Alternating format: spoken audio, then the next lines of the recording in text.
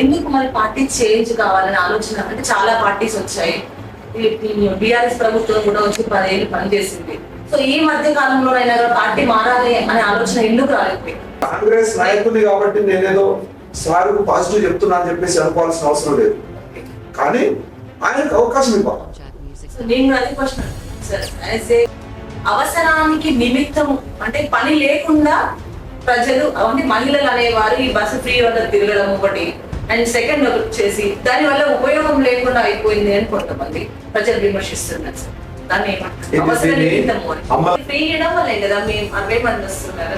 Free లేకుంటే డబ్బులు పెట్టుకొని పోవాలంటే వృధా ఖర్చుగా అని ఆలోచించే మహిళ ఈ రోజు డబ్బు మిగులుతుందని మీరు అన్నట్టుగానే డబ్బు మిగులుతుంది అని చెప్పేసి ఇక్కడ తీసుకోవాల్సిన వస్తువు అదే వస్తువును అంత దూరం వెళ్ళి తీసుకుంటారు. పాయింట్ ఆఫ్ వ్యూ చెప్పారు. అది వెళ్ళడానికి గల కారణం ఫ్రీ బస్ ఉండడం వల్లనే కదా. సో సేమ్ క్వాంటిటీ సేమ్ వస్తువు ఇక్కడ దొరుకుతుంది మన దగ్గర, అక్కడికి వెళ్ళి తీసుకోవాల్సిన అవసరం ఫ్రీ వస్తుంది కాబట్టి దాన్ని మనం యూటిలైజ్ చేసుకోవాలదానికంటే దీన్ని అన్యూటిలైజ్ చేస్తున్నాం ఎక్కువగా. కనీసం ఈ అమౌంట్ అనేది అసలు టైం టు టైం పంటకు కావాల్సింది డబ్బు, రైతు బంధు అనేది కానీ రైతు భరోసా అనేది కానీ ఏ పంట ఎప్పుడు స్టార్ట్ చేస్తారో వాళ్ళకి ఆ సమయాన్ని కాదు. అసలు సమయానికి డబ్బులు భరోసా అనే అమౌంట్ ని వాళ్ళే తీసేస్తున్నారు. ఇది కరెక్ట్ లేదు అన్నప్పుడు మరి దీన్ని సీఎం దాన్ని రద్దు చేయొచ్చు. సో దాన్నే ఉంచి మళ్ళీ దానికి డబ్బులు ఇవ్వకుండా ప్రజలతోటి విధమైన విమర్శలు తీసుకుంటూ అది ప్రాసెస్ అనేది కరెక్ట్ గా లేదు కదా. సో దాన్ని చేంజ్ చేయాలని కూడా చేయొచ్చు కదా. దాంట్లో ఏ విధంగా లోపాలు ఉన్నాయి, లోపాలను సవరించవచ్చు కదా. నమస్తే, welcome to food TV. So మరి ఈ రోజు మనం డైనమిక్ డాక్టర్ అండ్ కరుడు కట్టిన కాంగ్రెస్ నాయకులు డాక్టర్ లకావత్ లక్ష్మీనారాయణ నాయక్ గారితో ఉన్నాం. సో తనతోటి మాట్లాడి మరి ఏ విధమైన విషయాలు తాను మనతో వివరించుకుంటారో తెలుసుకుందాం. నమస్కారం. సో నమస్తే సార్. నమస్కారం. సో సార్ మరి మీ గురించి చాలా విన్నాం. ఏదో ఒక డాక్టర్ అని అందరికి తెలుసు, చూస్తున్నాం కూడా డాక్టర్. సో మీరు ఒక డాక్టర్ అయి ఉండి రాజకీయాల్లోకి ఎందుకు వెళ్ళారు? రాజకీయాల్లోకి వెళ్ళాలని ఎందుకు అనిపించింది? పుట్టింది మారకుండా తండా మాదాపురం గ్రామంతో తండాదేవపురం మండలంలో, గతంలో జనగామ నియోజకవర్గంలో ఉండేది, పాలకుర్తి నియోజకవర్గంలో. అయితే అక్కడి సాంఘిక పరిస్థితులు, ప్రజల స్థితిగతులు చిన్నప్పటి నుండి నేను గమనించింది. అయితే వాళ్ళకు ఆరోగ్యపరమైన సమస్యలతో పాటు ఆర్థికపరమైన సమస్యలు, సాంఘికపరమైన సమస్యలు, లేకపోతే ఇంకా చాలా విషయాలు కూడా వాళ్ళకు వివిధ సమస్యలు ఉన్నాయి. నేను చిన్నప్పుడు ఉన్నప్పుడు మామూలుగా ఆలోచించేవాడిని, వీళ్ళకు ఒక వైద్యం పరంగానే మనం సేవ చేయగలమా అని చెప్పేసి ఆలోచించేవాడిని. అయితే నా MBBS, DCH, MS Osmania medical కాలేజ్లో అయిపోయిన తర్వాత నేను జనగామలో హాస్పిటల్ ఇక్కడ స్టార్ట్ చేశాను. నేను ప్రభుత్వ ఉద్యోగంలో దేంట్లో కూడా నేను జాయిన్ కాలేదు. అయితే ఈ హాస్పిటల్ ఇక్కడ స్టార్ట్ చేసేయడానికి కూడా ఒక ఉద్దేశం ఏంటంటే డైరెక్ట్గా వెంటనే రాజకీయంలోకి ఎంటర్ అవ్వాలని కాకుండా వైద్యంతో పాటు కొద్దిగా సామాజిక సేవ చేయాలి, అవకాశం ఉంటే రాజకీయంలోకి రావాలనే ఉద్దేశంతో ఇక్కడ హాస్పిటల్ స్టార్ట్ చేయడం జరిగింది. అంటే ఫస్ట్ నుండి కూడా చదువుతున్నప్పటి నుండి కూడా సామాజిక కార్యక్రమాల్లో చిన్న చిన్న సంఘాలలో వాటిలో పార్టిసిపేట్ చేసేవాడిని. కాబట్టి ప్రజలకు విస్తృత స్థాయిలో సేవ చేస్తే బాగుంటుంది అనే ఉద్దేశం చిన్నప్పటి నుండి ఉండే, అంటే నాకు అవగాహన ఉన్నప్పటి నుండి. సో రాజకీయం అనేది ఫస్ట్ నుండి కూడా ఒక అంశం ఉంటుంది. సో మీకు అంటే చిన్నప్పటి నుంచే డాక్టర్ అవ్వాలనే ఉద్దేశం ఉందా, లేకుంటే మధ్యలో డాక్టర్ అనేది? చిన్నప్పటి నుండి డాక్టర్ అవుతానా, ఇంజనీర్ అవుతానా అని చెప్పేసి నాకు గోల్స్ ఏం లేకుంటే, ఎందుకంటే మా ఇంట్లో నేనే ఫస్ట్ ఆల్మోస్ట్ హయ్యర్ ఎడ్యుకేషన్ లెవెల్లో పోతున్నా. తండా వాతావరణం, తండాలు కూడా నాకంటే సీనియర్లు ఎక్కువ మంది చదివిన వాళ్ళు ఎవరు లేకపోవడం. సో ఏది చదవాలి ఏది చదవకూడదు అనే విషయాన్ని ఎవరు సరిగా చెప్పేవాళ్ళు కాదు. కానీ చదువులో మాత్రం నాకు ఊహ తెలిసినప్పటి నుండి నేను ఎప్పుడు క్లాస్ ఫస్ట్ ఉండేవాడు. సో 10th క్లాస్ వరకు చదివేసిన. దాని తర్వాత ఏపీఆర్జేసి నాగార్జున సాగర్లో అప్పుడు ఒక అవకాశం ఎంపీసీ తీసుకుందామని చెప్పేసి నేను అక్కడికి పోతే బైపీసీ వచ్చింది. నాకు ఏదైతే ఆ చదువు అయితే ఈ చదువు అయితే అన్నట్టు బైపీసీ టాపర్లో నిలిపిస్తున్నాను.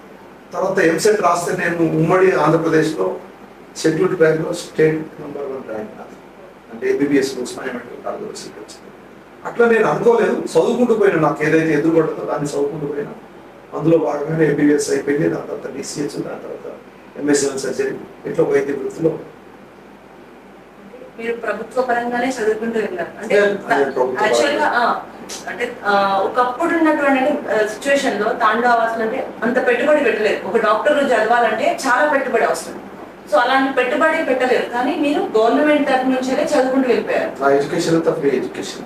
గవర్నమెంట్ ఇచ్చిన అవకాశాలను రిజర్వేషన్ అనేది మీరు వినియోగించుకున్నారు. రిజర్వేషన్ అనేది నేను ఇప్పటివరకు నా ఎంబీబీఎస్ సీట్ కోసం, అలాగే నా ఎంఎస్ఎల్ సర్జరీ సీట్ కోసం వెళ్ళాను. సో ఇదంతా బాగానే ఉంది సార్. డాక్టర్ అయ్యారు, మీ ప్రజలకు మీరు సేవ చేసుకుంటున్నారు, ఇన్ని సంవత్సరాలుగా సేవ చేస్తూనే ఉన్నారు. బట్ కాంగ్రెస్ లోకి వెళ్ళాలి, నాయకత్వం వహించాలి, నాయకుడిగా పనిచేయాలి అనే ఆలోచన ఎందుకు వచ్చింది మీకు? 99 ఆగస్టు 27 నాడు నేను జనగామ ఇక్కడ హాస్పిటల్ స్టార్ట్ చేసిన. కానీ అప్పటి నుండి కూడా ఈ ప్రాంతంలో ఈ ప్రాంత ప్రజలకు అంటే బేస్ లెవెల్ పార్టీ ఏదైనా ఉందా అంటే కాంగ్రెస్ పార్టీనే ఉండే. దీనికి ప్రత్యామ్నాయంగా ఆ రోజు తెలుగుదేశం పార్టీ ఉండే. కానీ ఎందుకో తెలుగుదేశం పార్టీ ఎన్టీ రామారావు గారు చనిపోయిన తర్వాత తెలుగుదేశం పార్టీ సిద్ధాంతాలు నచ్చేవి కాదు నాకు. కాంగ్రెస్ పార్టీ ఏంటంటే జాతీయ పార్టీ, విస్తృతమైన భావజాలం గల పార్టీ, పేదల కోసం పనిచేసే పార్టీ అని చెప్పేసి నాకు కొంత అర్థమైంది. నేను అప్పటికంటే నేను ప్రాక్టీస్ స్టార్ట్ చేసిన. సో ప్రాథమిక సభ్యుడిగా నేను ఉండాలంటే కాంగ్రెస్ పార్టీలోనే ఉంటే బాగుంటుందని చెప్పేసి ఆ రోజు అనుకున్నాను. ఆ రోజు నుండి ఈ రోజు కాంగ్రెస్ పార్టీలో. సో సార్ ఎందుకు మరి పార్టీ చేంజ్ కావాలని ఆలోచన? అంటే చాలా పార్టీస్ వచ్చాయి, బీఆర్ఎస్ ప్రభుత్వం కూడా వచ్చి 10 ఏళ్ళు పనిచేసింది. సో ఈ మధ్య కాలంలోనైనా పార్టీ మారాలి అనే ఆలోచన ఎందుకు రాలేకపోయింది? ఈ మధ్య కాలంలో కాదు. అయితే నేను కాంగ్రెస్ పార్టీలో జాయిన్ అయిన తర్వాత నేను రాజకీయంలో ఉండాలని చెప్పేసి ఉద్దేశంతో నేను రాజకీయం గురించి ఎక్కువ ఆలోచించాను. కానీ మా శ్రీమతి గారు లకావత్ ధన్వంతి గారు, she's a graduate and intellectual and intelligent also. కానీ వారికి రాజకీయం పరంగా కోరిక కానీ అవగాహన కానీ లేకుండే. అయితే 2006లో జిల్లా పరిషత్ చైర్మన్ వరంగల్కు గిరిజన మహిళలకు అవకాశం వచ్చింది. అయితే ఇక్కడ జనగామ ప్రాంతంలో మా దేవుడి మండలము జనగామ ప్రాంతంలో ఉన్నది కాబట్టి పొన్నాల లక్ష్మయ్య గారు అప్పుడు ఈ ప్రాంతానికి ఎమ్మెల్యే ఉండే. వారు మాకు పోటీ చేసేందుకు అవకాశం కల్పించారు. వారి ఉద్దేశం కూడా మరి అవకాశం ఉంటే జడ్పీ చైర్మన్ కూడా చేయొచ్చు అని చెప్పేసి వారు మాకు బాగా ప్రోత్సహిస్తే మేము పోటీ చేసినాం, జడ్పీసీ గెలిచినాం. రాజశేఖర రెడ్డి గారి ఆశీస్సులతో, పొన్నాల లక్ష్మయ్య గారి దివ్యంతో మేము ఆ రోజు 2006లో జడ్పీ చైర్మన్ అయింది. 5 సంవత్సరాలు అప్రత్యేకంగా వరంగల్, ఉమ్మడి వరంగల్ జిల్లా, ఇప్పుడు 6 జిల్లాలు. సో దానికి జడ్పీ చైర్మన్గా కంప్లీట్ చేసిన తర్వాత రాజకీయంగా కాంగ్రెస్ పార్టీ కూడా ఎన్నో ఒడిదొడుకులు ఎత్తుకున్నది. వేరే పార్టీలు వచ్చినాయి మీరు అన్నట్టు, పార్టీలు మారే అవకాశం కూడా మాకు వచ్చింది. ఎందుకో కన్నతల్లి లాంటి కాంగ్రెస్ పార్టీ అనిపించింది. ఈ పార్టీ మనకు రాజకీయంగా మొదటి అవకాశం ఇచ్చింది కదా, మళ్ళీ వచ్చిన అవకాశాన్ని ఇంకో అవకాశం ఎవరు ఇస్తామంటే దీన్ని వదులుకొని ఎందుకు పోవాలని నాకు అర్థం కాలేదు. ఒక పదవి దొరికితే సో పదవి కోసం పోవడమేనా లేకుంటే ఇంకేమన్నా ఉందా అంటే, ఒక పార్టీలో ఉంటూ పట్టుదలతో నిబద్ధతతో పనిచేస్తే ఏదో ఒక రోజు ఏదో ఒక అవకాశం వస్తుంది. అందుకని చెప్పేసి పార్టీలు మారవద్దని చెప్పేసి ఆడదనుకున్నాను. ఇప్పుడు అట్లే కాంగ్రెస్ పార్టీలోనే కంటిన్యూ అవుతాను. మరి ఇప్పుడున్న పరిస్థితుల్లో కాంగ్రెస్ పార్టీని చాలా మంది తిడుతున్నారు. సో దానిపైన మీరేమంటారు? అంటే ఎలా ఉంది ఇప్పుడున్న రాజకీయం అనేది, ఎలా ఉంది రేవంత్ రెడ్డి గారి రాజకీయం ఏ విధంగా? పార్టీని తిట్టే వాళ్ళు ఎవరు ఉండరు. కొంతమంది నాయకులు కొంత స్వార్థంతో పనిచేసినప్పుడు, ఒకరు పనిచేస్తున్నట్టు ప్రజలు ఫీల్ అయినప్పుడు ఖచ్చితంగా వాళ్ళు ప్రశ్నిస్తూ ఉంటారు. ఇది మనం ఎప్పుడు చూస్తూనే ఉన్నాం. ఎందుకంటే తెలుగుదేశం తప్పులు చేస్తే కాంగ్రెస్ పార్టీకి అధికారానికి ఇచ్చారు. కాంగ్రెస్ పార్టీ తర్వాత మళ్ళీ బీఆర్ఎస్ పార్టీకి అధికారానికి ఇచ్చారు. బీఆర్ఎస్ పార్టీ తర్వాత మళ్ళీ ఇప్పుడు కాంగ్రెస్ పార్టీ అధికారంలోకి వచ్చింది. అంటే ఏందన్నట్టు, ప్రజలు ఒకసారి ఒక పార్టీని మంచిది అనుకున్నప్పుడు దాన్ని దీవిస్తారు.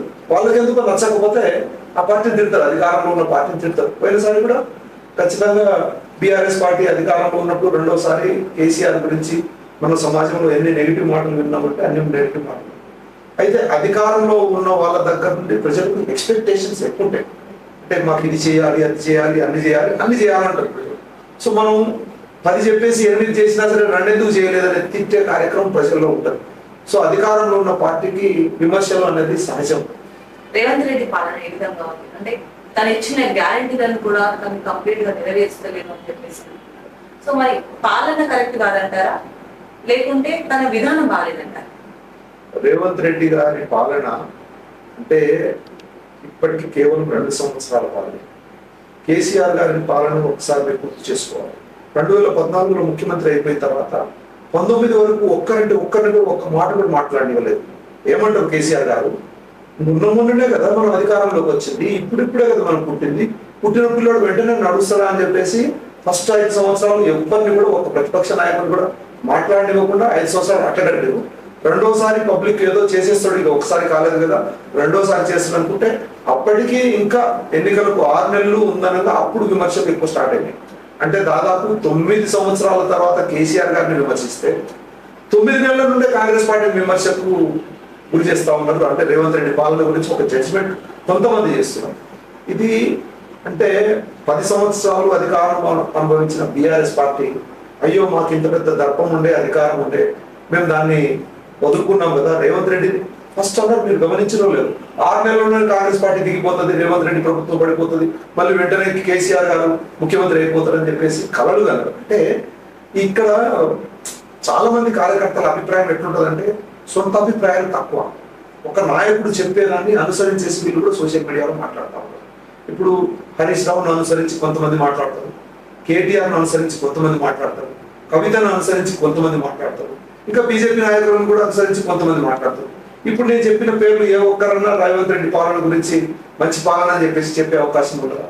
అంటే వీళ్ళ అనుచరణము రేవంత్ రెడ్డి గారి గురించి నెగిటివ్ మాట్లాడుతున్నారు, కానీ మనం జడ్జిమెంట్ అప్పుడే తీసుకోవద్దు అని చెప్పేసి నేను వ్యక్తిగతంగా భావించాను. ఇప్పటివరకు ఆయన చేస్తున్న దాంట్లో మనం విత్తనం నాటగానే కాయ కాసిందా అంటే ఎట్లయితుంది? అది మొలకెత్తాలా, చెట్టు పెరగాల, పువ్వు పోయాలా, కాయ కాయాలా, అది పండాలా కదా. అంటే కనీసం మనం 5 సంవత్సరాలన్న రేవంత్ రెడ్డి గారికి పాలన చేసి ఎలా ప్రభుత్వం మ్యాండేట్ ఇచ్చింది కదా, 65 ఎమ్మెల్యేస్ గెలిపించారు. ఇంకా దాని తర్వాత వచ్చిన బై ఎలక్షన్స్ లో 3 ఎమ్మెల్యేలు గెలిపించారు, దాదాపు 68-70 మంది ఎమ్మెల్యేలు, ఇంకా వేరే పార్టీల నుండి వచ్చిన ఒక 10-15 మంది ఎమ్మెల్యేలు, ఇట్లా అన్ని రకాలుగా 70-80 మంది ఎమ్మెల్యేలు ఇప్పుడు రేవంత్ రెడ్డి గారికి సహకారం చేస్తున్నారు. ఖచ్చితంగా వారు 5 సంవత్సరాలు పాలన చేస్తారు. అంటే నేను కాంగ్రెస్ నాయకుడిని కాబట్టి నేనేదో సార్ పాజిటివ్ చెప్తున్నా అని చెప్పేసి అనుకోవాల్సిన అవసరం లేదు, కానీ ఆయనకు అవకాశం ఇవ్వాలి. సో నేను అదే క్వశ్చన్ అంటున్నాను sir, as a Congress leader గానీ మీరు ఆయన చేసిన తప్పులను వెనకేసుకొచ్చు సమర్థించుకొస్తున్నారు అంటున్నాను. అంటే ప్రజలు కూడా చాలా మంది వ్యతిరేకిస్తున్నారు, మీరు కూడా చూస్తుంటారు చాలా. ఇప్పుడు మీరు అన్నట్టుగా వీడియోస్లలో కానీ లేకుంటే పబ్లిక్ గా కానీ ప్రజలు విమర్శిస్తున్నారు, పాలన బాగాలేదు, మాకు కావాల్సిన అందట్లేదు, ఇస్తాన హామీలు నెరవేర్చట్లేదు అని చెప్పేసి చాలా విమర్శలు వస్తున్నాయి. సో మీరు చెప్పే విధానము వెనకేసుకుని వచ్చినట్టుగా ఉంది. సో నాయకుగానే వెనకేసుకొస్తున్నారా? 2014లో టీఆర్ఎస్ ప్రభుత్వం వచ్చేసిన తర్వాత నేను అప్పుడు కాంగ్రెస్ పార్టీ బీఆర్ఎస్ నాకు 2014లో నాకు కూడా టికెట్ ఇస్తా అని చెప్పేసి పిలిచింది. మహబూబాద్ పార్లమెంట్ కానీ అసెంబ్లీకి కానీ నువ్వు వస్తే నీకు కానీ మీ శ్రీమతికి కానీ టికెట్ ఇస్తామని చెప్పేసి వాళ్ళు చెప్పారు. ఇది ఈస్ ఆన్ రికార్డ్స్. అయినా సరే వద్దులే, మాకు కాంగ్రెస్ పార్టీ కన్నతల్లి లాంటి పార్టీ, తెలంగాణ ఇచ్చిన పార్టీ కూడా కాంగ్రెస్ పార్టీ.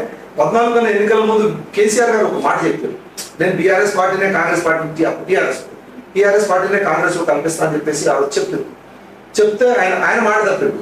కానీ కాంగ్రెస్ పార్టీ మాట తప్పకుండా తెలంగాణ ఇచ్చింది. అయితే కేసీఆర్ గారు సరే ప్రతిపక్షంలో ఉన్నా సరే ఆయన ముఖ్యమంత్రి గారు అయిపోయిన తర్వాత 5 సంవత్సరాలు ఎవ్వరు మాట్లాడే వాళ్ళు కాదు ఆయన వ్యతిరేకంగా. నేను కూడా మాట్లాడలేదు ఆ రోజు, ఎందుకంటే ఇప్పుడిప్పుడే కదా రాష్ట్రం ఏర్పడ్డది, ప్రభుత్వం వచ్చింది, మనకు అవకాశం ఉంది, చేస్తుండొచ్చు అని చెప్పేసి ఒక నమ్మకంతో ఏమేమో చెప్పినట్టు దళితులకు ముఖ్యమంత్రి చేస్తా అన్నాడు, కూడా 1 బెడ్రూమ్ ఇల్లు అన్నాడు, ఇంకేదో గిరిజనులకు 3 ఎకరాల భూమి అన్నాడు, ముఖ్యమంత్రి చేస్తే చాలా విషయాలు చెప్పాడు. ఏది చేయకపోయినా సరే ఏమో రేపు చేస్తుండొచ్చు అని చెప్పేసి అప్పుడు 5 సంవత్సరాలు మనం ఎదురు చూసినాం కదా. ఇప్పుడు కూడా రేవంత్ రెడ్డి గారికి ఖచ్చితంగా 5 సంవత్సరాలు అవకాశం ఇవ్వాలి. మనం నిర్మాణాత్మకమైన విమర్శలు చేయడంలో తప్పులేదు, అంటే మనకు వారికి డైరెక్షన్ ఇచ్చుకుంటూ ఇక్కడ మిస్టేక్ అవుతున్నది, ఈ అంశాన్ని మీరు టేకప్ చేయండి అని చెప్పేసి 4 సార్లు పదే చెప్పిన తర్వాత అప్పటికి రేవంత్ రెడ్డి గారు దాని గురించి ఒంటెత్తు పోతే ప్రశ్నించాలి. కానీ అపోజిషన్ లో అంటే వీళ్ళు బీఆర్ఎస్ వాళ్ళు అపోజిషన్ లో ఉన్నారు కాబట్టి రేవంత్ రెడ్డిని విమర్శించాలంటే అది దాంట్లో వాస్తవం ఉందా లేదా అని మనం గమనించాలి. మీరు కూడా ఇప్పుడు మీరు చెప్తున్నారు కదా, ఏదైనా స్పష్టమైన రేవంత్ రెడ్డి గారి గురించి ఈ మిస్టేక్ జరిగింది, ఇది తప్పు అని చెప్పేసి మీరేనా చెప్తే కూడా ఖచ్చితంగా దానికి ప్రజా సమక్షంలో మనం విశ్లేషించుకోవచ్చు. కానీ అటువంటిది నాకు తెలిసి ఇప్పుడు కొంత ప్రజా వ్యతిరేకమైన విధానం రేవంత్ రెడ్డి గారు తీసుకోలేదని చెప్పేసి నేను భావిస్తాను. అన్నిటినీ గమనిస్తే మెయిన్ గా ముఖ్యంగా ప్రభుత్వం రాగానే రేవంత్ రెడ్డి గారు సీఎం రాగానే ఏర్పాటు చేసినటువంటి ఫ్రీ బస్సు అనేది ప్రజలకు మోక్షంగా కాకుండా వారికి నరకంగా మారిందని ప్రజలే బస్ ఎక్కిన ప్రతి ఒక్క మహిళ కూడా ఇప్పటికీ నేటికి అది వద్దు మాకు రద్దు చేయాలి అని చెప్పేసి కూడా చెప్తున్నారు. మరి దాని గురించి మీరు ఏమంటారు? అది వాస్తవం కాదు. ఎందుకంటే మీరు ఒక మహిళ, నేను అంటే సామాన్యంగా ఇప్పుడు బస్సు ఎక్కుతున్నప్పుడు కొద్దిసేపు 10 మంది ఎక్కాల్సిన చోట 15 మంది ఎక్కినప్పుడు కూర్చున్నంతసేపు ఇబ్బంది ఉంటుంది.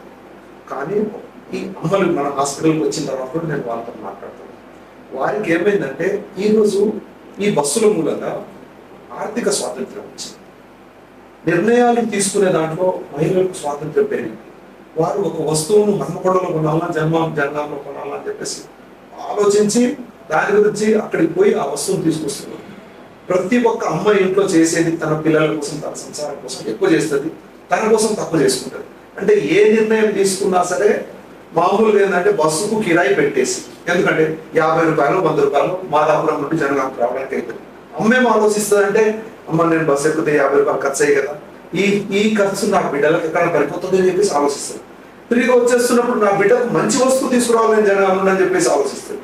ఈ రోజు ప్రతి ఒక్క అమ్మ, అంటే if not 100%, more than 90% people, they are really enjoying the free bus system of the Revanth Reddy's ఆలోచన విధానం. ఆ ఆలోచన విధానంలో చాలా మంది అమ్మలకు యావరేజ్ గా నెలకు 2 నుండి 3 వేల రూపాయలు బస్ కిరాయికి సంబంధించిన డబ్బులు ఆదా అవుతుంది. లేదు సార్, అవసరానికి నిమిత్తము అంటే పని లేకుండా ప్రజలు అంటే మహిళలు అనేవారు ఈ బస్సు ఫ్రీ వద్ద తిరగడం ఒకటి, అండ్ సెకండ్ వచ్చేసి దాని వల్ల ఉపయోగం లేకుండా అయిపోయింది అని కొంతమంది ప్రజలు విమర్శిస్తున్నారు సార్.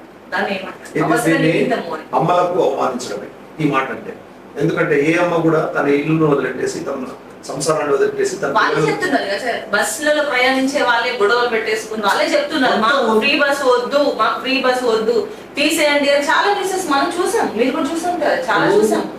రాసి అన్నాక కొంత పోలకట్టు కూడా ఉంటుంది. అంటే 90% ప్రజల అభిప్రాయాలను మనం అంటే మోర్ దెన్ 51% ఈస్ 100%. మన ఎన్నికల్లో చూస్తాం, ఎక్కడ చూస్తాం.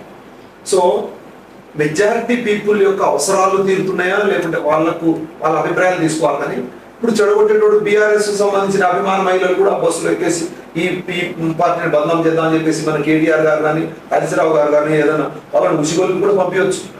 ఎందుకంటే బద్నాం కావాలి, కాంగ్రెస్ పార్టీ బద్నాం కావాలి, రేవంత్ రెడ్డి బద్నాం కావాలనేది ప్రతిపక్షాల భావజాలం కూడా ఉండొచ్చు. సో కొంతమంది చెప్పలేము కదా, ఎందుకంటే ఎప్పుడు బాధపడతారంటే ఈ బస్సులో 45 మంది ఎక్కాలి, మనకు తెలుసు సీట్లు 45 మంది కాస్త ఫ్రీ బస్సు ఉందని చెప్పేసి 60 మంది ఎక్కినప్పుడు ఫస్ట్ 45 మంది మీరు ఫ్రీ ఇవ్వడం వల్లే కదా మేము 60 మంది వస్తున్నారు. నిజానికి లేకుంటే డబ్బులు పెట్టుకొని పోవాలంటే వృధా ఖర్చుగా అని ఆలోచించే మహిళ ఈ రోజు డబ్బు మిగులుతుందని మీరు అన్నట్టుగానే డబ్బు మిగులుతుంది అని చెప్పేసి ఇక్కడ తీసుకోవాల్సిన వస్తువు అదే వస్తువును అంత దూరం వెళ్ళి తీసుకుంటున్నారు. పాయింట్ ఆఫ్ వ్యూ మీరు చెప్పారు ఇప్పుడు. మనకు అది వెళ్ళడానికి గల కారణం ఫ్రీ బస్ ఉండడం వల్లనే కదా. సో సేమ్ క్వాంటిటీ సేమ్ వస్తువు ఇక్కడ దొరుకుతుంది మన దగ్గర, అక్కడికి వెళ్ళి తీసుకోవాల్సిన అవసరం ఫ్రీ వస్తుంది కాబట్టి దాన్ని మనం యూటిలైజ్ చేసుకోవాలదానికంటే దీన్ని అన్యూటిలైజ్ చేస్తున్నాం ఎక్కువగా. దానికి చిన్న ఉదాహరణ చెప్తాను. చంద్రబాబు నాయుడు గారు మన పక్క రాష్ట్ర ముఖ్యమంత్రి, తనకు తాను ప్రపంచ మేధావి అనుకుంటాడు. సరే నువ్వు ప్రపంచ మేధావి కాదులు పోయి అని చెప్పేసి ఎవరు ఖండించరు ఆయన, ఎందుకంటే ఆయన ఏమేమో చేసిందని చెప్పేసి అనుకుంటారు. అటువంటి చంద్రబాబు నాయుడు గారు రేవంత్ రెడ్డి గారు తీసుకొచ్చిన ఫ్రీ బస్సును ఆంధ్రాలో ప్రవేశపెడతా అని చెప్పేసి అంటున్నారు. కర్ణాటకలో ఫ్రీ బస్సు అంటే ప్రకారం ఏంది, ఇప్పుడు మనది బాగలేదనుకో పక్క రాష్ట్రానికి ఎట్లా పోతుంది. ఇదే విషయాన్ని ఈ రోజు వివిధ రాష్ట్రాలకు సంబంధించిన ఇప్పుడు తమిళనాడు కావచ్చు లేకుంటే వేరే ఎన్నికలు జరుగుతున్న మంచి పని ఎక్కడ ఉన్నా సరే తీసుకుంటారు. మీరు అన్నారు కదా సార్, మరి మనల్ని చూసి ఆంధ్రప్రదేశ్ పెట్టింది అన్నారు, మరి కర్ణాటక చూసి మనం పెట్టాము. అదేరా, అది మంచి విషయము. కర్ణాటకలో ఉన్నా కేరళలో ఉన్నా మనం ఖచ్చితంగా మనం తీసుకోవాలి. దాన్ని మనం తీసుకుంటే అంటే తెలంగాణ కర్ణాటక చేసింది మంచిదని చెప్పేసి ఆంధ్రప్రదేశ్ సర్టిఫికేట్ ఇస్తున్నట్లే లెక్క కదా. సో ఇది వేరే రాష్ట్రాలు, ఢిల్లీలో కూడా ఫ్రీ బస్సులు అని చెప్పేసి చాలా మంది అమ్మలకు, అది అక్కడ ప్రభుత్వం అయితే బీజేపీ ప్రభుత్వమే కదా. సో వాళ్ళు కూడా దీన్ని అంటే మహిళా సాధికారికత అనే అంశాన్ని కాంగ్రెస్ పార్టీ అంటే ఎన్ని రూపాయలుగా ముందుకు తీసుకెళ్లాలో అన్ని రూపాయలకు ముందుకు తీసుకెళ్తా ఉన్నది. అందులో భాగంగా ఫ్రీ బస్సు అనేది వాళ్ళకు ఆర్థిక స్వాతంత్రము, ఆలోచన స్వాతంత్రము, కొనుగోలు చేసే శక్తిని పెంచే కార్యక్రమం, వాళ్ళ అవసరాల కోసం పనికొచ్చే విధంగా. ఇంకా ఏంటంటే నంబర్ ఆఫ్ బస్సులు మనకు ఒకటి ఆలోచించాలమ్మా, సార్ ఇప్పుడు మీరు చెప్పిన ప్రకారం దీనివల్ల ప్రభుత్వానికి ఆదాయం కాకుండా లాస్ అనేది ఉంటుంది. అంటే ఆల్రెడీ మన రేవంత్ రెడ్డి చాలా ఇంటర్వ్యూస్ లో చెప్పారు ఏమని, ప్రభుత్వం నష్టాల్లో ఉంది, మనకంటూ ఇన్కమ్ లేదు అని చెప్పేసి చెప్పారు. సో దీనివల్ల మరి మనకి ఇన్కమ్ సోర్స్ అనేది చాలా వరకు పడిపోతుంది కదా, కోట్లలో మనము ఆర్టీసీకి వెచ్చించాల్సి వస్తుంది. ఏ ప్రభుత్వమైనా తన ఎన్నికల మేనిఫెస్టో కావచ్చు, లేకుంటే రేపు ఏదైనా చేయబోయేది కావచ్చు, రెండు అంశాలను దృష్టిలో పెట్టుకుంటారు. ఒకటేమో సంక్షేమము, రెండవదేమో అభివృద్ధి. ఇక్కడ సంక్షేమ ఫలాలు ఎవరికి అందాలి, అభివృద్ధి ఎక్కడ చేయాలి. సంక్షేమ ఫలాలు పేదలకు, బిలో పావర్టీ లైన్ ఉన్న వాళ్ళకు, ఆర్థికంగా వెనుకబడిన వారికి సంక్షేమం అందించే కార్యక్రమాలు వివిధ, అంటే పథకాలకు సంబంధించింది కావచ్చు, పెన్షన్ లాంటిది కావచ్చు, ఫ్రీ బస్ లాంటిది కావచ్చు. అంటే ఒకటేమో డైరెక్ట్ గా వాళ్ళకు ఆర్థికంగా నెలకు ఇంటికి నీ ఖర్చుల కోసం ఇంత ఇస్తామని చెప్పేసి అనడం, లేకుంటే వాళ్ళ అవసరాల కోసం వాళ్ళకు వస్తువులు ప్రొవైడ్ చేయడం. యూజువల్లీ ఏమవుతుందంటే డబ్బులు మనం డైరెక్ట్గా ఇచ్చినప్పుడు యూజ్ కన్నా కొద్దిగా మిస్యూజ్ అయ్యే అవకాశం ఉంటుంది. ఫర్ ఎగ్జాంపుల్ మహిళల చేతిలో కూడా మనము 2,000 5,000 ఇచ్చేసిన తర్వాత వాళ్ళ ఇంట్లో వేరే కారణం చేత, అంటే లగ్జరీ ఐటమ్ కోసమో లేకుంటే వేరే దానికోసం యూజ్ అవుతుంది, కానీ అవసరం కోసం మనం ఇచ్చేది. ఫర్ ఎగ్జాంపుల్ ఒక వస్తువు ప్రొవైడ్ చేయడం అంటే వాడుకోవడం కోసం, పైసలు ఇచ్చుడు అంటే వాడు నువ్వు దేనికైనా వాడుకోవచ్చు అని చెప్పేసి అంటే ఇక్కడ బస్సు సౌకర్యం కల్పించుడు అంటే మీరు ప్రయాణాన్ని ఉచితంగా చేసేసి మీకు అతి ఎక్కువ లబ్ధి చేకూర్చాలని చెప్పేసి గవర్నమెంట్ ఆలోచిస్తా ఉన్నారు. సో ఓకే సార్, బస్సు ప్రయాణం గురించి పెడితే రేవంత్ రెడ్డి గారు ఇష్యూ చేసిన పథకంలో ఇంకొకటి అంటే రైతు బంధు అప్పటి నుంచి ఉంది. బట్ ఆయన ఈ రైతు బంధులో రైతులకు కోతలు విధిస్తున్నారు, వారి యొక్క వ్యవసాయ దానికి వృద్ధి కాకుండా ఆపుతున్నారు, సరైన టైంకి వారికి రైతు బంధు వేయడం లేదు అని చెప్పేసి చాలా మంది ప్రజలు దానిపైన విమర్శిస్తున్నారు. సో ఆ విమర్శను మీరు ఏ విధంగా విమర్శిస్తారు? రైతు బంధు విషయంలో ఇప్పుడు రైతు భరోసా కాంగ్రెస్ పార్టీ ఇస్తున్నారు. గతంలో రైతు బంధు అనేది కేసీఆర్ గారు ఇచ్చారు. గతంలో పాస్బుక్లు హక్కుదారు అనుభవదారులు 2 కాలమ్స్ ఉండేవి. అట్లా పాస్బుక్లు ఇష్యూ చేసిన దాన్ని కేసీఆర్ ఏమో చిన్న పాస్ పుస్తకం అని చెప్పేసి అనుభవదారులు అనే కాలంలో తీసేసి మొత్తం హక్కుదారు చేసినారు. ఇంకోటి ఏంటంటే ఎన్నో వందల ఎకరాల భూములు కేసీఆర్ గారు తన కులానికి సంబంధించిన వాళ్ళకు, తన మంది మాగతులకు, తన పార్టీ కార్యకర్తలకు కొన్ని భూములు గతంలో మీరు ఎప్పుడైనా పాస్బుక్ చదివి ఉండాలి. దాంట్లో ఎవరి పేరు లేనిది శ్రీ అని ఉంటుంది. మాస్టర్ షీట్ లో చూసినప్పుడు ఏంటంటే ఒక పేరు రైతు కొండయ్య అని చెప్పేసి ఉన్న తర్వాత ఒక 10 ఎకరాలు ఒక సర్వే నంబర్ లో ఏం ఖాళీ లేకపోతే ఎవరి పేరు లేకపోతే శ్రీ అని ఉంటుంది. ఈ శ్రీ అని ఉన్న పేర్లన్నీ కూడా కేసీఆర్ మంది మాగతులకు అర్పణం అయిపోయినాయమ్మా. వందల ఎకరాల భూములు, కొన్ని గుట్టలు ఉంటాయి, అది పబ్లిక్ సంబంధించిన భూములు, అంటే అది గవర్నమెంట్ భూములు కాదు, ప్రైవేట్ భూములు కాదు, అట్లుంటే అవి అట్లా ఎక్కడెక్కడైతే రికార్డులలో ఉన్నాయో వాటన్నిటిని వందల ఎకరాల భూములు ఈ రోజు అమెరికాలో ఉన్న కేసీఆర్ కులానికి సంబంధించిన వాళ్ళందరికీ ఇక్కడ తెలంగాణలో భూములు ఉంటాయి. వాళ్ళు వ్యవసాయం చేయరు, వాళ్ళు పంటలు పండించరు, ఆ భూమి నిజానికి పంట కూడా పనికిరాదు. అటువంటి భూములు ఒక్కొక్కడికి గతంలో ఇందిరాగాంధీ తీసుకొచ్చిన సీలింగ్ చట్టం ఏదైతే ఉండదో ఆ సీలింగ్ చట్టాన్ని ఆల్మోస్ట్ ఎత్తేసిన పనిచేసేసి 50 ఎకరాలు 100 ఎకరాలు 200 ఎకరాలు 300 ఎకరాలు తనకు సంబంధించిన వాళ్ళకు కేసీఆర్ అందించడమే కాకుండా ఇంకో పథకం చేసింది, కుట్ర. కేసీఆర్ చేసింది నంబర్ 1 కుట్ర. ఏం కుట్ర చేసిందంటే వీటికి ఈసారి పాస్బుక్లలో పేరు ఎంట్రీ చేస్తా, దాని తర్వాత 2వ సంవత్సరం దీనికి రైతు బంధు ఇస్తా. ఎంత? 100 ఎకరాలు. 100 ఎకరాలు అంటే 105 ఇచ్చేసి 200 ఎకరాలు 200 ఎకరాలు అంటే అసలు ఆ రైతు బంధు పథకం స్టార్ట్ అయిందే అవసరార్థులకు, ఎవరైతే నిజాయితీగా నిజంగా భూములు దున్నుతున్నారు చూడు, పేద రైతులకు, చిన్న కమతం ఉన్న వాళ్ళకు, అంటే ఎకరము 2 ఎకరాలు 3 ఎకరాలు up to the extent of 5 ఎకరాల వరకు 5 ఎకరాల వరకు ఇచ్చే కార్యక్రమాన్ని కేసీఆర్ గారు ఆ రోజు చేస్తుంటే ఏంటంటే మన రాష్ట్రం మీద అంత అప్పుభారం పడేది కాదు. అడ్డగోలుగా 8 లక్షల కోట్ల రూపాయలు అప్పుభారం రేవంత్ రెడ్డి మీద పడేసి, అంటే నెక్స్ట్ గవర్నమెంట్ మీద పడేసి తన మంది మాగదులకు రైతు బంధు పేరు మీద లక్షల రూపాయలు కట్టబెట్టేసి భూములన్నింటినీ అన్యాక్రాంతం చేసేసి పేద ప్రజలకు ఒక్క భూమి గుంట కూడా లేకుండా చేసేసి ఇప్పుడు ఏదైనా గవర్నమెంట్ పథకం చేద్దామంటే భూమి ఎత్తుకుదామంటే భూమి లేని పరిస్థితిలో అట్లా నెట్టేసేసి అట్లా చేసిన మహనీయుడు కేసీఆర్ కు దాన్ని కరెక్షన్ చేయాలంటే పాయింట్ ఆఫ్ నో రిటర్న్ తీసుకెళ్ళిండు ఈ రైతు బంధు విషయంలో కేసీఆర్. అక్కడ నుండి లాక్కొచ్చేసి మళ్ళీ ప్రజాస్వామ్యబద్ధంగా ఎంత అవసరం ఉందో అంత చేద్దామని చెప్పేసరికి రేవంత్ రెడ్డి గారు నానా దాని గురించి ఆలోచన విధానం చేస్తా ఉంటారు. ఖచ్చితంగా దాన్ని కూడా స్ట్రీమ్ లైన్ చేస్తాం. దాంట్లో ఒకటి అదే ఏమన్నా లోపభీష్టాలు ఉంటే కూడా ఖచ్చితంగా దాన్ని కూడా పూర్తి సో ఇది కరెక్ట్ లేదు అన్నప్పుడు మరి దీన్ని యాజ్ సీఎం గా దాన్ని రద్దు చేయొచ్చు కదా సార్. సో దాన్నే ఉంచి మళ్ళీ దానికి డబ్బులు ఇవ్వకుండా ప్రజలతోటి విధమైన విమర్శలు తీసుకుంటూ అది ప్రాసెస్ అనేది కరెక్ట్ గా లేదు కదా. సో దాన్ని చేంజ్ చేయాలని కూడా చేయొచ్చు కదా. దాంట్లో ఏ విధమైన లోపాలు ఉన్నాయి, లోపాలను సవరించవచ్చు కదా. ఖచ్చితంగా దాని గురించి సవరించే కార్యక్రమం కూడా రేవంత్ రెడ్డి గారు అంటే ఆలోచన అంటే అది ప్రణాళిక ఉందో లేదో నాకు తెలియదు, కానీ వారు అనుసరిస్తున్న విధానం చూస్తూ ఉంటుంది. అంటే ఖచ్చితంగా దానికి మరింత మెరుగుగా కరెక్ట్గా వ్యవసాయం చేసుకునే వాళ్ళకు, పేద రైతులకు, గరీబ్ వాళ్ళకు ఈ రైతు భరోసా అనేది పోవాలని చెప్పేసి మన రేవంత్ అన్న గారు, పొంగులేటి సీనన్న గారు, ఉత్తమ్ కుమార్ గారు, బట్టి గారు, వీళ్ళు ఎవరైతే కాంగ్రెస్ పార్టీని తెలంగాణ రాష్ట్రంలో నడిపిస్తారో వీళ్ళ ఆలోచన విధానం ఉన్నది అని చెప్పేసి నేను అనుకుంటున్నాను. నేను ఇక్కడ వెళ్ళలేదు, కానీ ఎందుకంటే కేసీఆర్ గారు చేసినా తప్పులే, మరి అదే తప్పులు రేవంత్ అన్న చేస్తే ఎట్లా?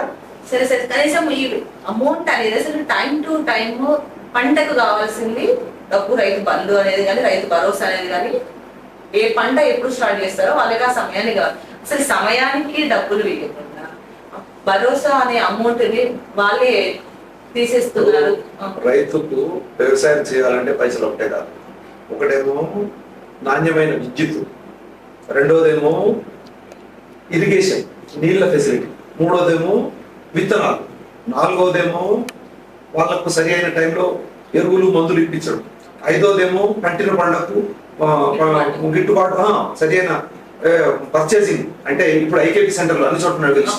సో పర్చేజ్ చేసే ప్లేసెస్, దాని తర్వాత గిట్టుబాటు ధర, వీటన్నిటిలో ప్రతి స్టెప్ లో రేవంత్ అన్న ప్రణాళిక ప్లాన్ ఉన్నది.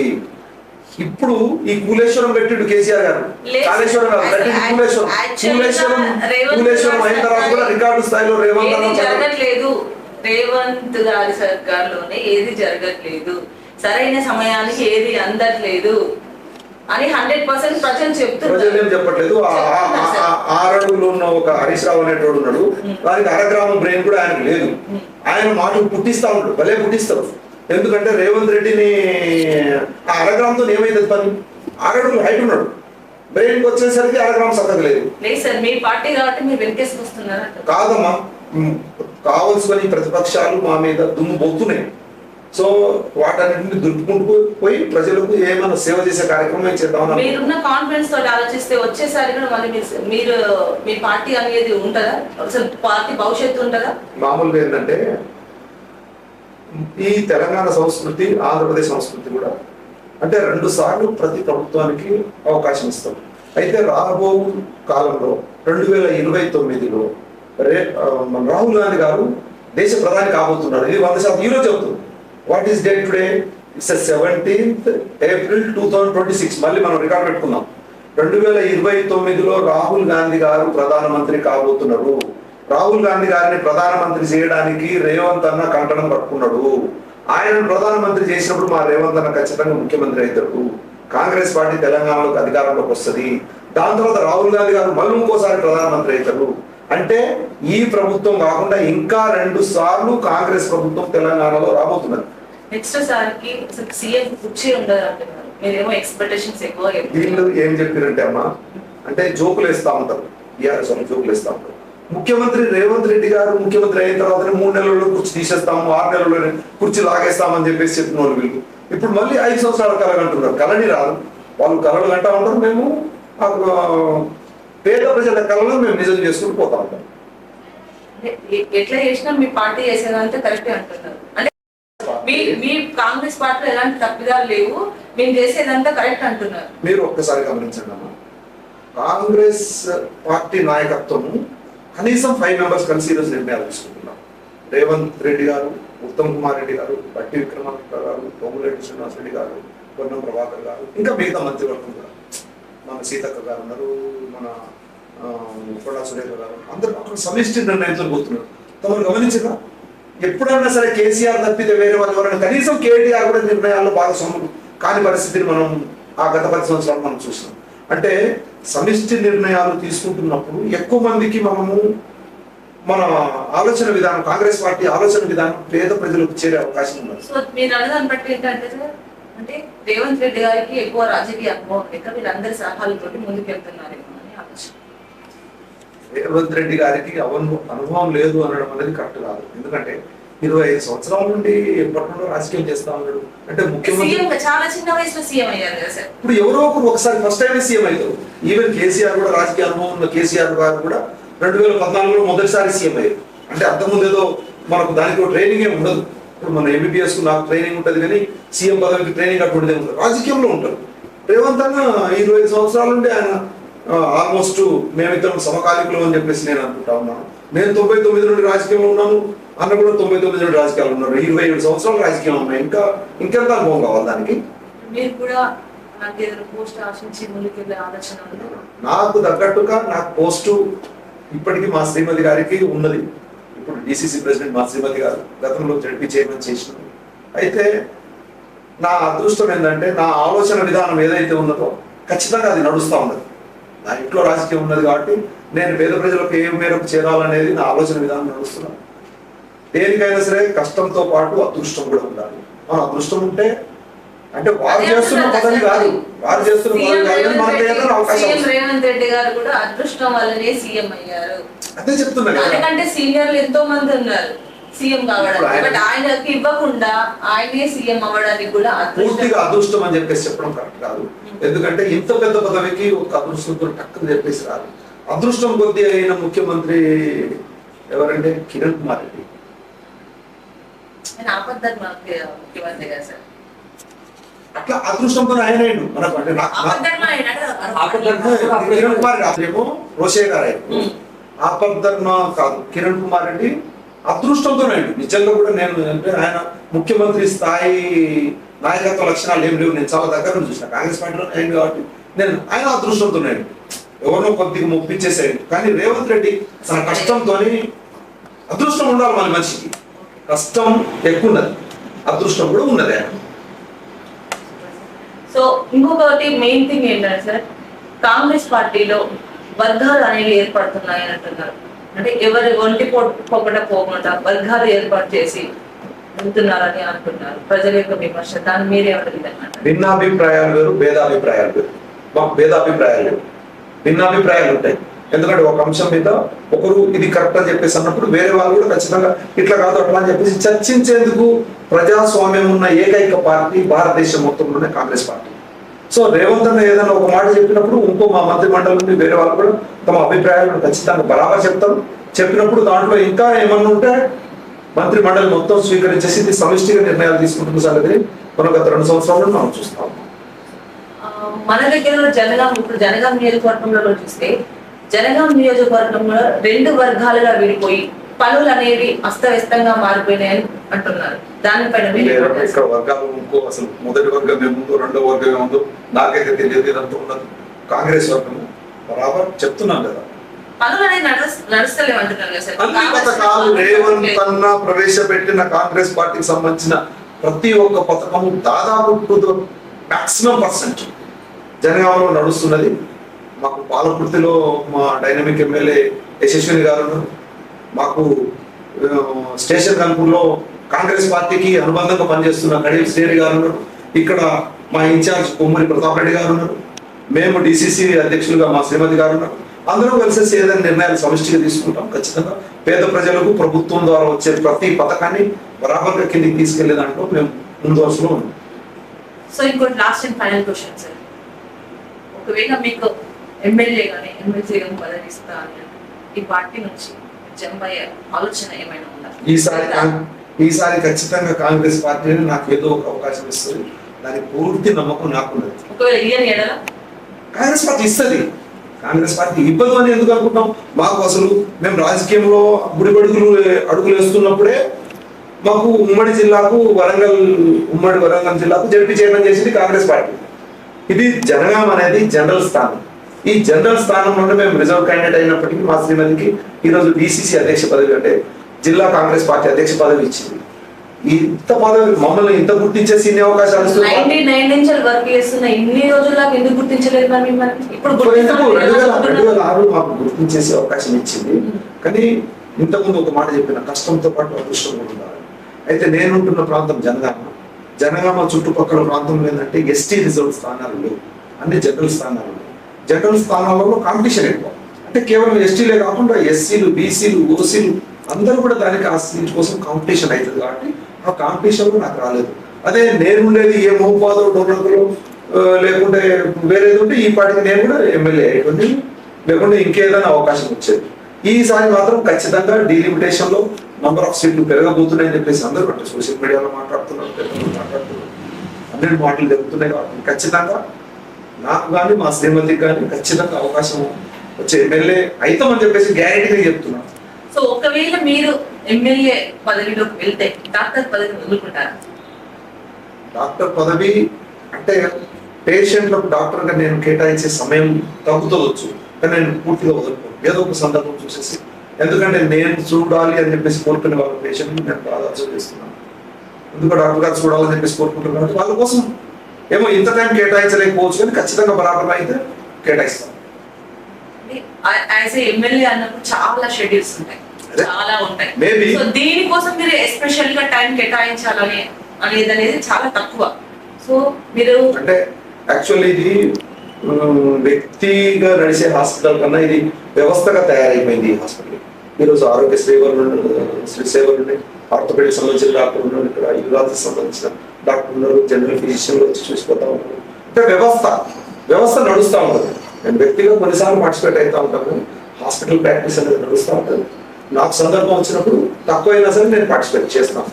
ఆ అవకాశం వచ్చినప్పుడు దాన్ని ఎట్లా కంప్లీట్ గా సద్వినియోగం చేయాలి, లేకుంటే పేద ప్రజలకు నేను అన్నాను కదా, నేను రాజకీయంలో రావడమే కేవలం వైద్యమే కాదు, ఇంకా విస్తృతంగా ఇంకేమన్నా చేయాలని చెప్పేసి అంశంతో రాజకీయంలోకి వచ్చాను చెప్పేసి ఏమో అవకాశం వస్తే ఖచ్చితంగా చేస్తాం. సో మేడం ఇప్పుడు డిసిసి అన్నారు. సో మేడం డిసిసిలో ఉన్నప్పటి నుంచి ఏ విధమైన కార్యక్రమాలు చేపట్టారు? మేడం డిసిసిగా ఉన్నప్పటి నుండి కాంగ్రెస్ పార్టీ కార్యకర్తలందరినీ కూడా ఒక్క తాటిపై అంటే పార్టీ బలోపేతం అవడంలో భాగంగా తీసుకురావడం జరుగుతూ ఉంది.